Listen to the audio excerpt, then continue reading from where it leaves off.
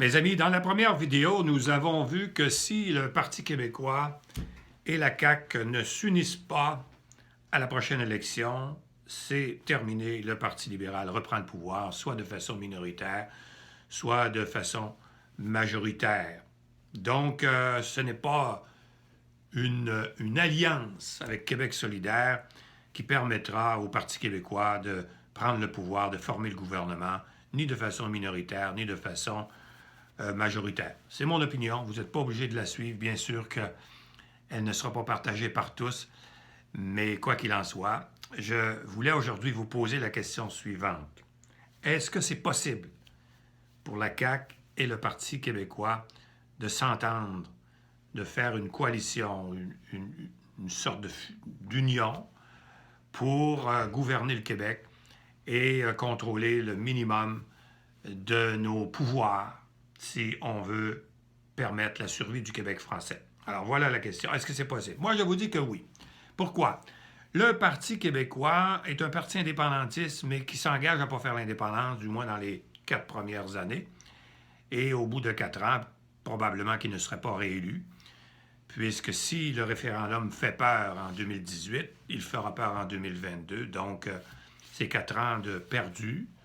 Pendant ces 4 ans, qu'est-ce qui se passe? C'est que l'immigration continue d'arriver à Montréal au rythme de 40 000 personnes environ, 35 à 40 000 personnes. C'est l'équivalent de la ville de Rimouski. Alors, pendant 10 ans, ça fait 400 000 personnes. Vous voyez qu'est-ce que ça signifie? Ça signifie que Montréal devient évidemment une ville qui échappera complètement au vouloir vivre collectif du peuple québécois. Quant à la CAQ, M. Legault est un ancien ministre indépendantiste du Parti québécois. Il est maintenant un nationaliste fédéraliste et c'est correct.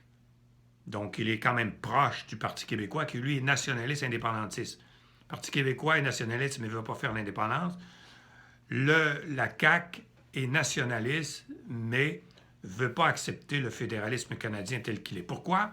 Parce que M. Legault est prêt, s'il est élu, à demander le total contrôle par le Québec de l'immigration. Donc, demander la Constitution canadienne pour qu'on contrôle l'immigration, le modèle d'intégration des immigrants, et également, il veut le contrôle complet de la langue française au Québec, ce qui est fantastique.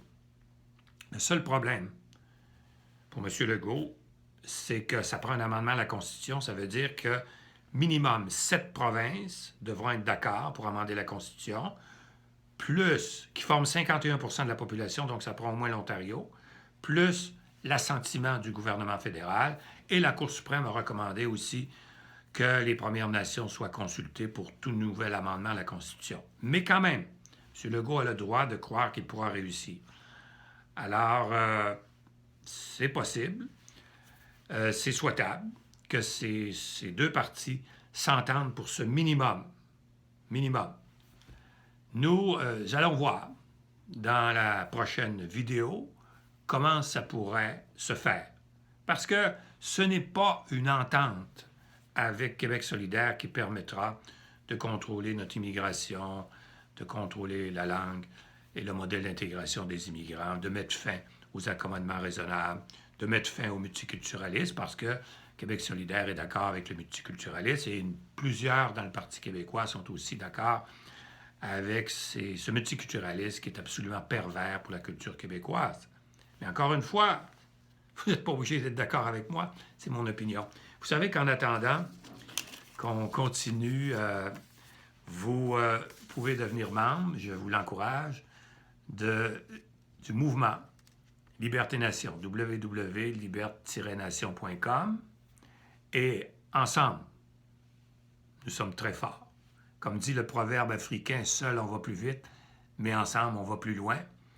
C'est un mouvement, ce n'est pas un parti politique, mais c'est un mouvement qui se permet de faire des suggestions pour le bien de notre nation. Alors on se dit à la prochaine.